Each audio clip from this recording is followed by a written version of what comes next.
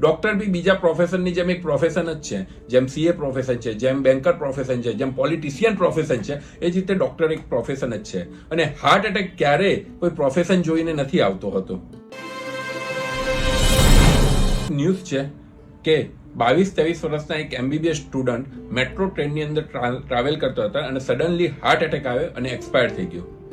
કાલે બી એક એવા ન્યૂઝ હતા કે BHMS ડોક્ટર જેને સડનલી ઊંઘમાં હાર્ટ એટેક આવ્યો અને એક્સપાયર થઈ ગયેલો.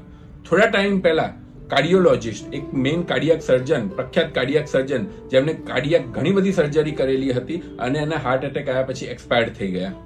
આ બધામાં કોમન ફેક્ટર તમે જોશો તો એક જ વસ્તુ જોવાશે કે ન્યૂઝપેપરની હેડલાઇન્સની અંદર ડોક્ટરને હાર્ટ એટેક આવ્યા અને એક્સપાયર થઈ ગયા.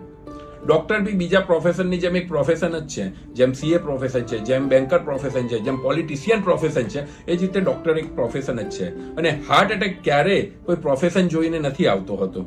હા, ડોક્ટરમાં એક અવેરનેસ વધુ હોય છે કે કારણ કે એ વસ્તુમાં એ ભણેલા હોય છે તો એના માટે કઈ વસ્તુમાંથી હાર્ટ એટેક આવી શક્યતા એ એમને ખ્યાલ હોય છે. પણ હાર્ટ એટેકમાં બે રાઇટના રિસ્ક ફેક્ટર હોય છે. એક મોડિફાયેબલ કે જેને તમે ચેન્જ કરી શકો છો અને ઘણા ફેક્ટર એવા હોય છે કે જે નોન મોડિફાયેબલ, જેને તમે ચેન્જ કરી જ નથી શકતા. હવે એ જ્યારે મોડિફાયેબલ ચેન્જ, તમે ગમે તેટલું ડાયટ કરો, ગમે તેટલું એક્સરસાઇઝ કરો, ગમે તેટલું સ્ટ્રેસ ઉપર કંટ્રોલ કરો, પણ અમુક નોન મોડિફાયેબલ ફેક્ટરની અંદર હોય તો તમને હાર્ટ એટેક આવવાની શક્યતા રહેલી જ હોય છે. કયા છે એવા non modifiable factor? Non modifiable ફેક્ટરની અંદર ફર્સ્ટ ઓફ ઓલ આવે કે તમારી જીનેટિક હિસ્ટરી. જ્યારે તમારા પેરેન્ટ્સ કે તમારા ગ્રાન્ડ પેરેન્ટ્સ અથવા તો ફેમિલી હિસ્ટ્રીની અંદર હાર્ટ એટેક આવેલો હોય કોઈ બી કારણથી અને એ ફેમિલી ટુ ફેમિલી આવતું હોય તો ઓબ્વિયસલી તમારી એ જનરેશનની અંદર, તમારી જનરેશનની અંદર હાર્ટ એટેક આવવાની શક્યતા વધુ હોય છે. તમે તમારા જીન્સ ક્યારે ચેન્જ નથી કરવાના, તો એ રિસ્ક ફેક્ટર હંમેશા રહેલું જ હોય છે. બીજું હોય છે કે ઘણી વખત એનેટોમિકલ સ્ટ્રક્ચરલ એબનોર્માલિટી, તમારી હાર્ટની વોલ, હાર્ટનો પડદો કંઈક એ રીતનો જાડો છે કે જે તમે હજુ સુધી ઇવેલ્યુએટ નથી થયેલું અથવા કોઈ કારણથી તમે એના પર કંટ્રોલ નથી કરી શકેલા, તો પછી બી હાર્ટ એટેક આવવાની શક્યતા વધી જતી હોય છે. ત્રીજી વસ્તુ, સ્ટ્રેસને તમે ડેફિનેટલી મોડિફાઈ કરી શકો છો પણ તમારી પર્સનાલિટીને મોડિફાઈ નથી કરી શકતા હોતા. ઘણા લોકો ટાઈપ A પર્સનાલિટી વાળા હોય છે કે જેને થોડી વસ્તુમાં સ્ટ્રેસ થતું હોય, એન્ઝાયટી થતી હોય, નેચર એ રીતનો હોય, તો એ બધી જ વસ્તુઓના કારણે બી હાર્ટ એટેક આવી શકતો હોય છે. એટલા માટે જરૂરી નથી કોઈ ડોક્ટર બની ગયા એટલા માટે એમના માટે હાર્ટ એટેકને તમે રોકી રાખી શકો.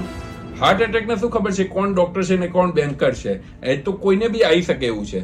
મેઇન વાતો ત્યાં આવે છે કે જ્યારે આ ચર્ચાને જે ડોક્ટરને હાર્ટ એટેકના લીધે થયેલા મૃત્યુને એક સેન્સેશનલ ઇસ્યુ બનાવવામાં આવે છે અને એના પછી ઘણા બધા લેભાગુ લોકો અથવા તો અમુક મીડિયા પર્સન બી કે એને એ રીતે પ્રેઝન્ટ કરે છે કે ડોક્ટર્સ પોતાની જિંદગી નથી બચાવી શકતા તો પછી બીજાની જિંદગી કઈ રીતે બચાવવાના હતા?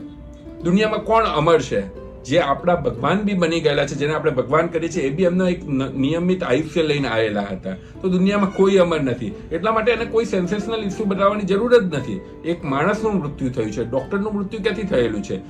જે તમે કોઈ બી પ્રોફેશનનું કહો, તમે ક્યારેક કહો છો કે એક CA નું મૃત્યુ થયું, તમે ક્યારેક કહો છો એક પોલિટિશિયનનું હાર્ટ એટેકના લીધે મૃત્યુ થયું. તમે બસ પર્સનને ઓળખો છો, તમે એના પ્રોફેશનને નથી ઓળખતા.